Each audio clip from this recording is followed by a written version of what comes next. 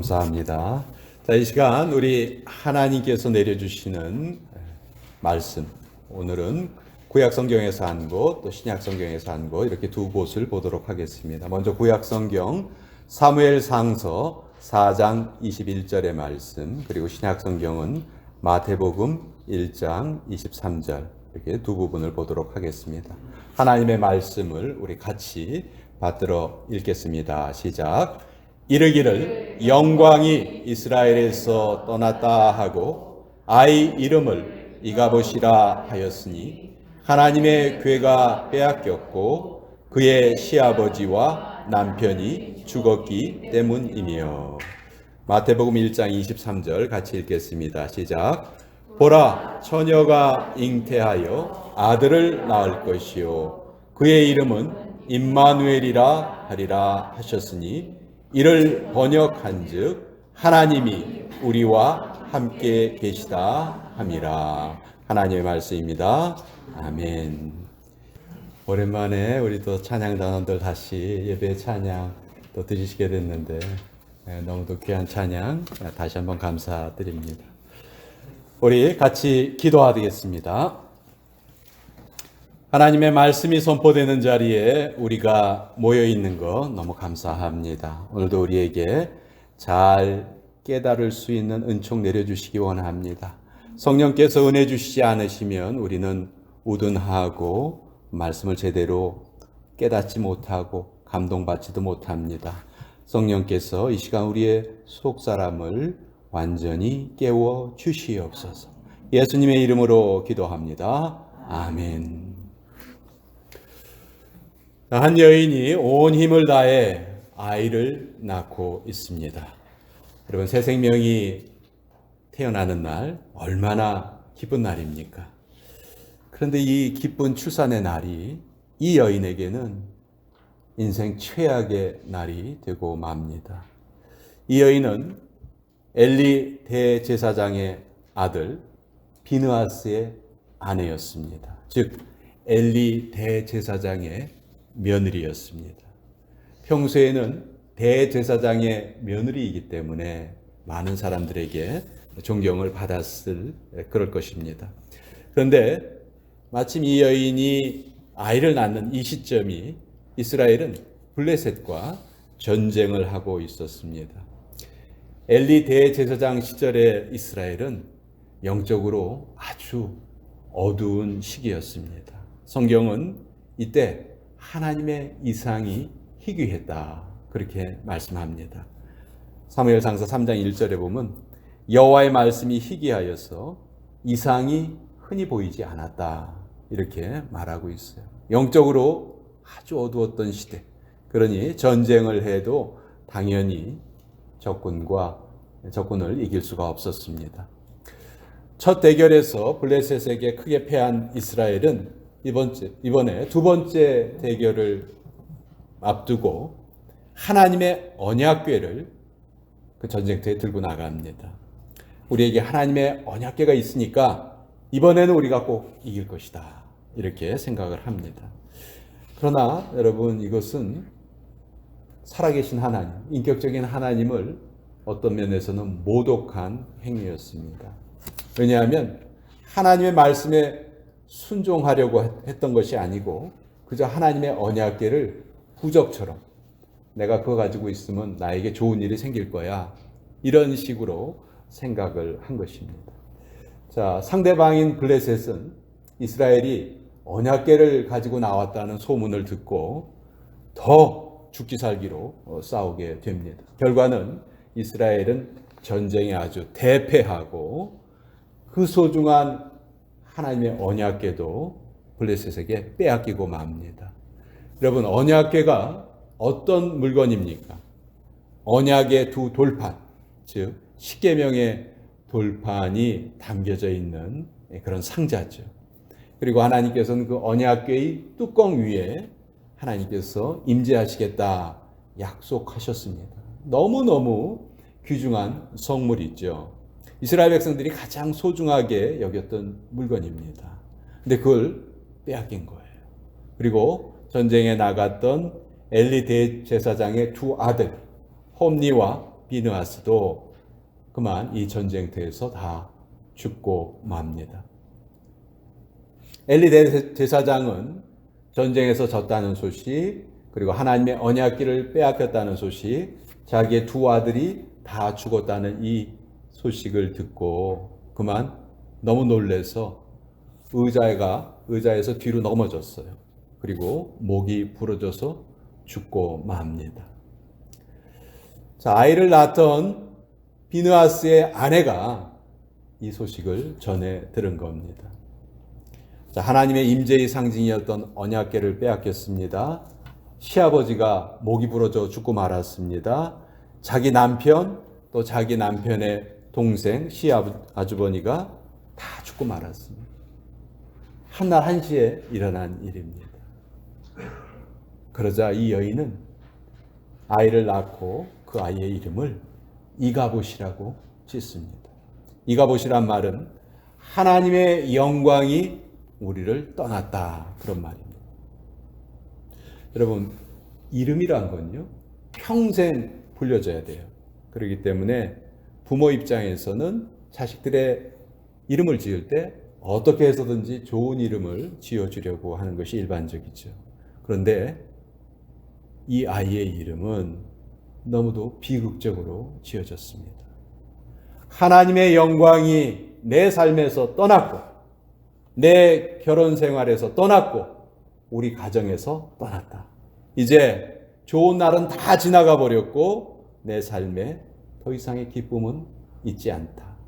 나는 이 아기를 이가봇이라고 이름 지을 것이다. 하나님의 영광이 떠났다는 말이에요. 물론 제가 지금까지 설명드린 그 설명을 들으시면 이해가 될 만한 상황이에요. 그렇죠? 정말 인생 최악의 날이잖아요.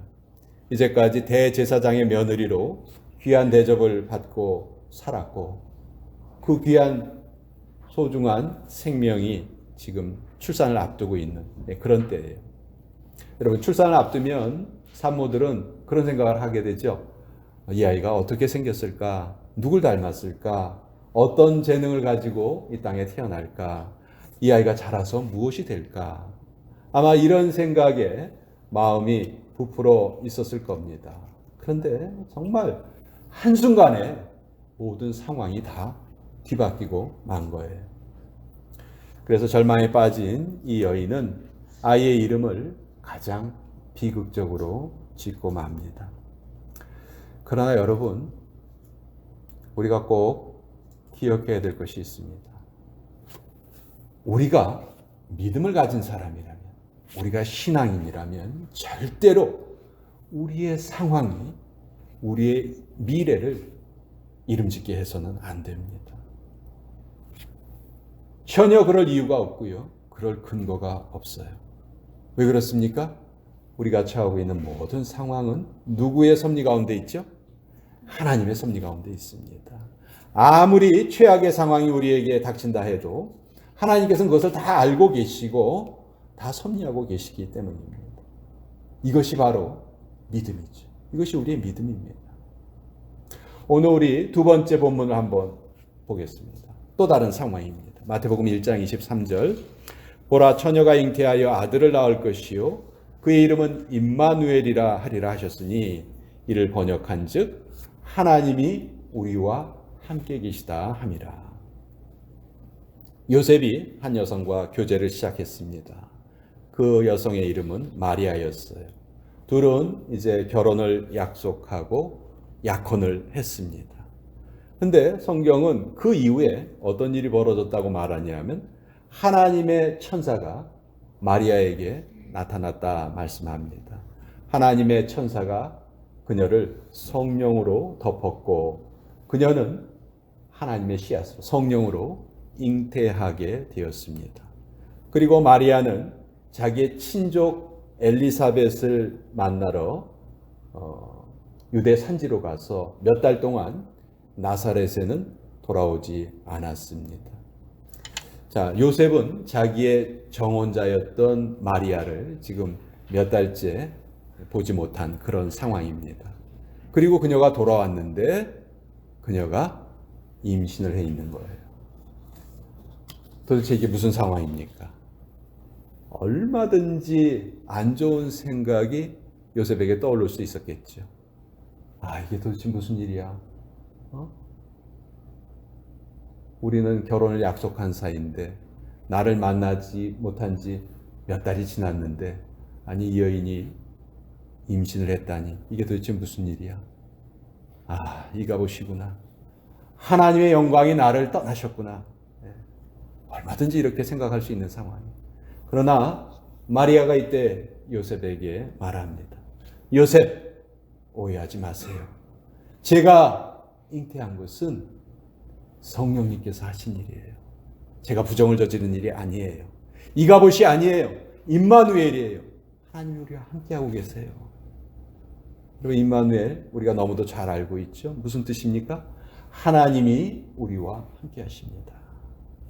저는 오늘 이 이가봇이라는 이름, 또 임마누엘이라는 이름, 이 두 가지 이름을 살펴보면서 또 성경의 교훈을 함께 나누어 봤으면 좋겠습니다.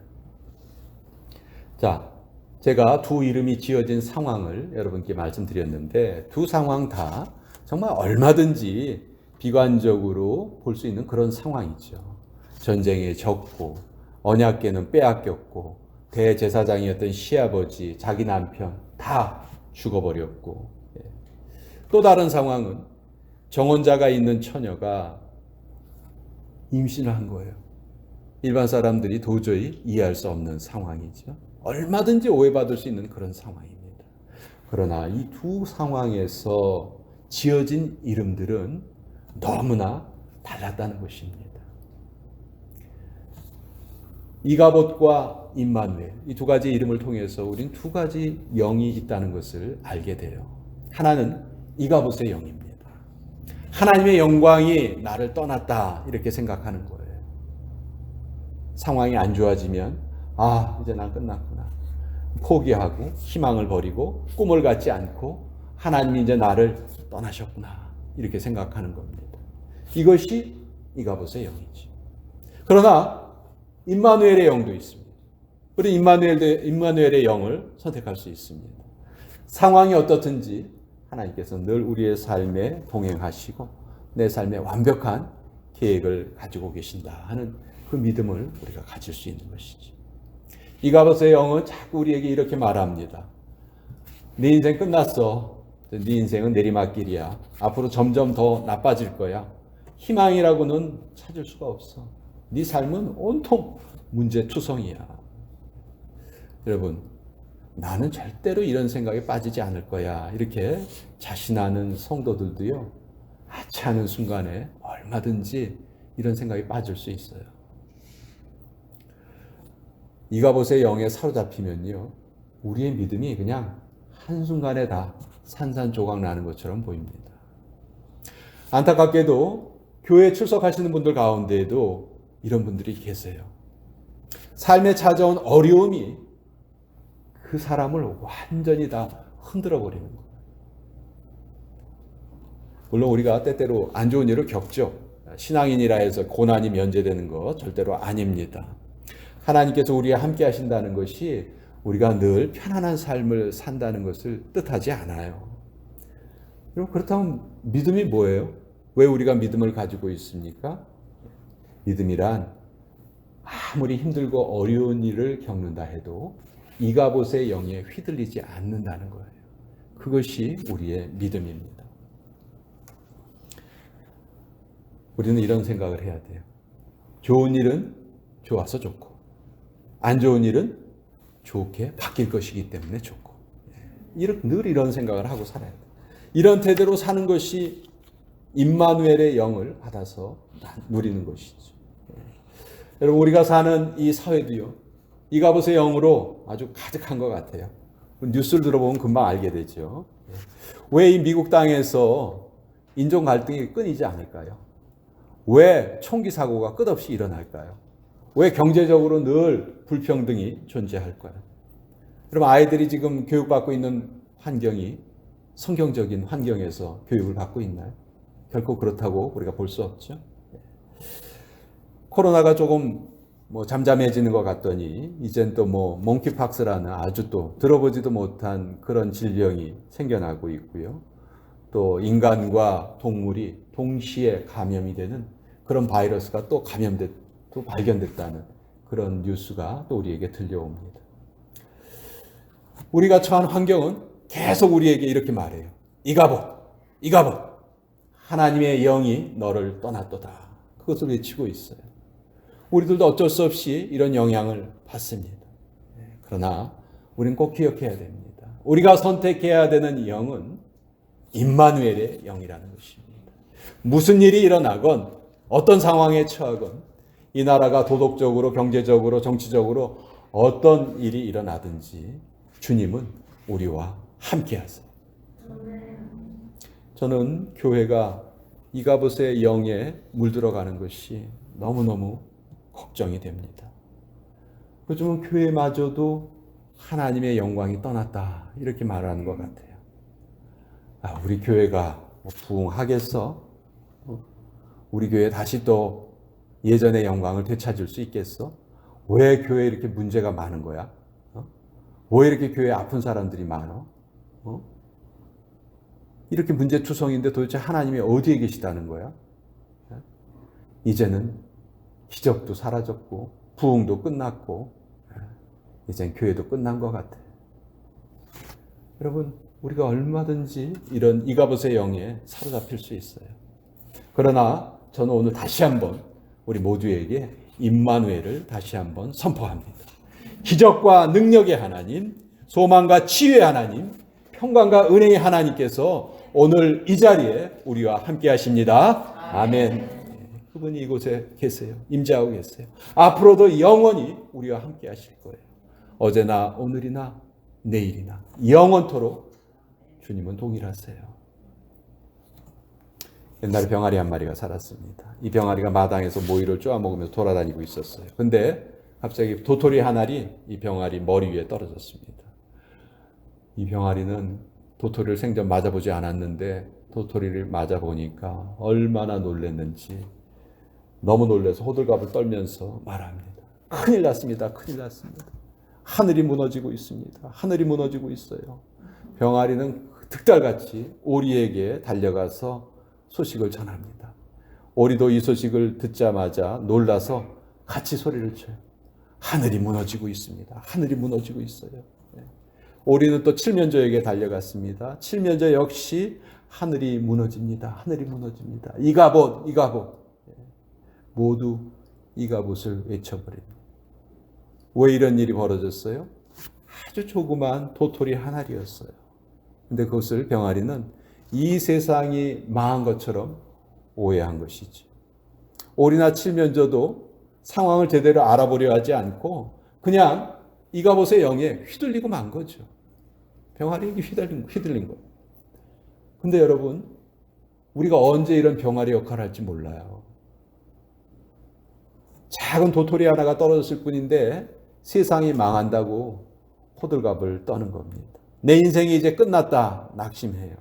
그러나 하나님 분명히 교회에 엄청난 약속을 허락하셨어요. 마태복음 16장 18절 내가 내 교회를 세우리니 음부의 권세가 이기지 못하리라. 하나님의 메시지는 이가봇이 아닙니다. 임마누엘입니다. 이가봇이라고 생각했던 상황들이 사실은 임마누엘의 하나님이 모든 것을 섭리하고 계셨던 상황이었어요. 여러분, 우리는 아무리 힘들고 어려운 시간을 지난다 해도 임마누엘의 영을 붙잡아야 합니다. 하나님께서 우리와 함께 하세요.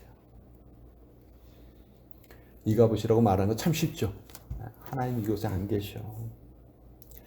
그러나 그럴 때마다 우리는 다시 한번 임마누엘을 선포합니다. 우리 한번 다시 큰 소리로 외쳐볼까요? 임마누엘! 임마누엘의 하나님이 우리와 함께 하시는 거예요. 여러분, 두 가지 영이 우리 주변에 있습니다. 이가봇의 영이 있고 임마누엘의 영이 있어요. 상황은 같습니다. 이제 어떤 것을 택할 것인가? 그것이 우리 믿음이에요. 우리에게 믿음이 있다면 우리는 어떤 상황에서도 임마누엘을 선택하고 그 임마누엘의 영이 우리를 지배하시게 해야 합니다. 기도하십시다. 임마누엘의 아버지 하나님, 우리의 삶을 드립니다. 우리의 미래를 주님께 맡겨드립니다. 우리가 이가봇의 영에 휘둘리지 말게 하여 주시옵소서. 이 교회에 함께하여 주심을 감사합니다. 우리의 중심, 우리 교회의 중심, 우리 미래의 중심이 되어 주시옵소서. 우리 교회 모든 성도들이 이가봇이 아닌 임마누엘의 영에 충만케 하여 주시옵소서. 예수님의 이름으로 기도합니다. 아멘.